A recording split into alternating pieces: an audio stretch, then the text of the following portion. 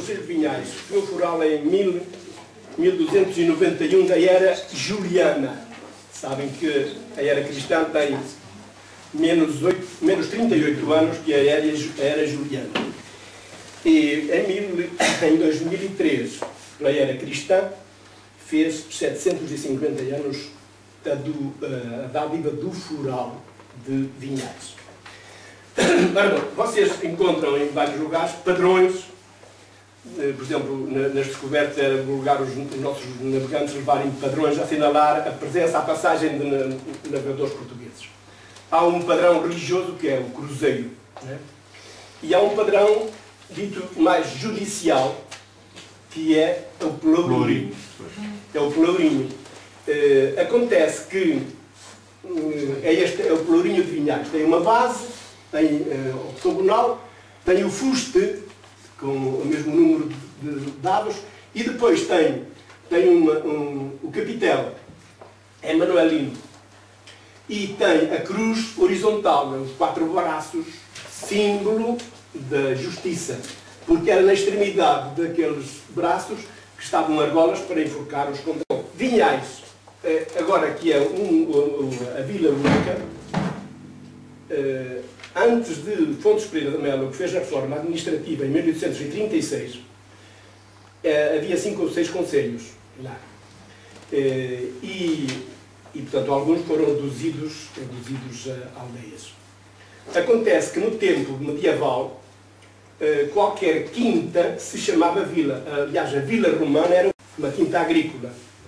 Não tinha o significado a vila que tem agora. Acontece que, quando começou a nossa nacionalidade, grande parte do poder económico agrícola e poder político estava na mão da Igreja e da nobreza. Igreja, sobretudo, os mosteiros. E aqui, entre Bragança e Vinhais, há uma aldeia chamada Castro de Avelange, onde havia um mosteiro beneditino muitíssimo importante para a altura. Eram eles que dominavam a agricultura ali na redondeza, ensinavam a praticar os melhores processos agrícolas, mas também detinham um poder imenso. E o rei praticamente não tinha poder naquelas zonas. E então, a maneira que os reis encontraram, sobretudo Afonso III, encontraram para resolver esse problema, foi criar mais concelhos, atribuir forais a determinadas vilas, que era a maneira de chamar a si o apoio das populações. E, portanto, para isso, entregava ao foral, responsabilizava-os pela recolha dos foros, os impostos. Em troca, dava-lhes uma percentagem desses foros e dava, sobretudo, o poder judicial, através da concessão do foral. E o símbolo físico desse poder judicial que os ditos concelhos tinham era o pelourinho. Acontece que, à volta daquela vila, daquela quinta agrícola que era o centro do concelho, havia outras vilas, outras quintas, aldeias menos numerosas do que são, menos. Era escolhida então uma que fosse mais central e depois cada uma das outras tinha um representante dito conselho, no concílio quando se reuniam. A palavra concílio, que é uma reunião de indivíduos, passou a significar o conjunto, o conselho. E esses homens eram os ditos homens bons. Era o homem bom daquela aldeia, ou vila, daquela outra vila, e depois, por antonomasia, a vila central passou a ser a vila por excelência. E a palavra vila passou a ter outro significado. A localidade onde tinha sede o concelho. As aldeias entre os montes, quase todas elas, em Vinhais sobretudo, derivam de castros no alto dos montes.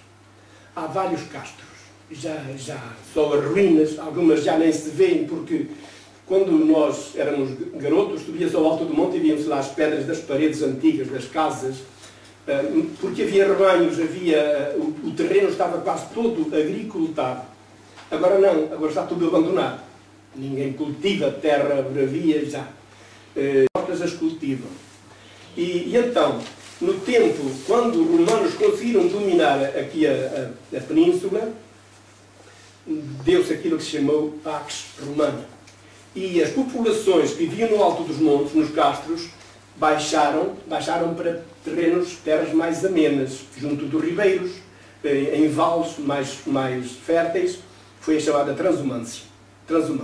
Vinhais teria a sua localização no alto da Cidadelha ou Ciradelha, de onde os dois nomes. O Monte Sobranceiro em Vinhais, que tem à volta de 1000 metros, mais ou menos, não é? 1000 metros.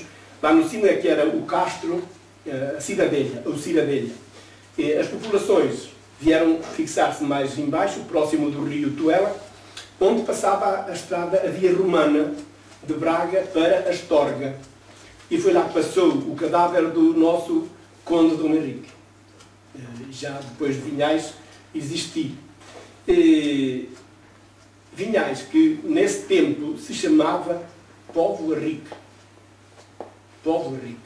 E depois, porque tinha uma imensa quantidade de vinhedos, em toda a volta, ao longo do rio Tuela, passaram a chamar-lhe Vinhais.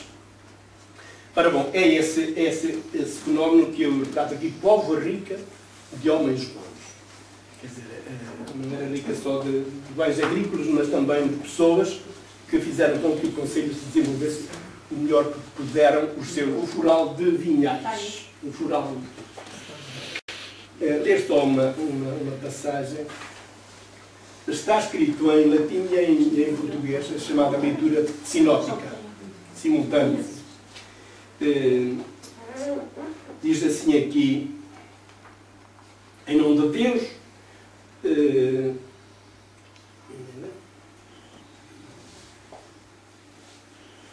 ponho, concedo e estabeleço para sempre, com todos os homens de Vinhais e dos seus termos, aquilo que eles próprios e todos os seus sucessores me devem dar. Depois fala em 500 moravitinhos. 600. Os textos do ano.